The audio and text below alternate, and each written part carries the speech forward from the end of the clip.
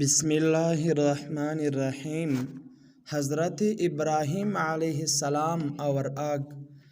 پھر کیا ہوا وہاں کے بادشاہ نمرود کو، جو بہت ظالم اور بہت بت پرست تھا، ان سب باتوں کا پتہ چلا کہ آزر کا بیٹا ابراہیم لوگوں کو بتوں کی پوجا سے منع کرتا ہے اور ایک خدا کی دعوت دیتا ہے، تو اس نے ان کو اپنے دربار میں بلایا اور آپ سے جھگڑنے لگا۔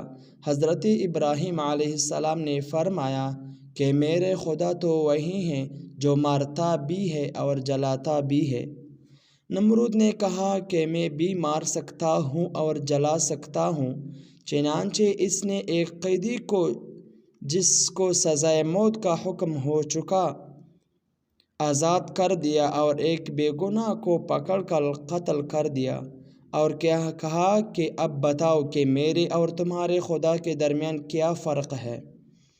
حضرت ابراہیم علیہ السلام نے کہا کہ میرا رب ہر روز سورج مشرق سے نکالتا ہے، تم اسے مغرب سے نکال لو۔ اس پر نمرود لاجواب ہو گیا اور حکم دیا کہ ابراہیم علیہ السلام کو زندہ جلا دو۔ چنانچہ بہت سی لکڑیں اکٹھی کی گئی اور ان میں آگ لگائی۔